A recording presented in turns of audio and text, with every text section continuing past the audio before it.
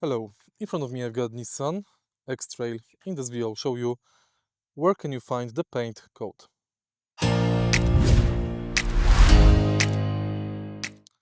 The paint code is 3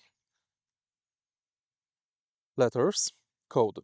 We can find it mostly on the VIN sticker. In this car, the VIN sticker is located behind the driver's doors. As you can see, you can find color, trim, Farb Post. It's located here, KAD. This is the color paint code.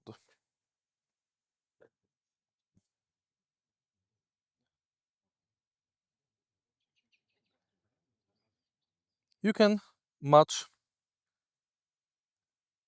the paint code, for example on Color and Drive website, where we can select our Nissan model,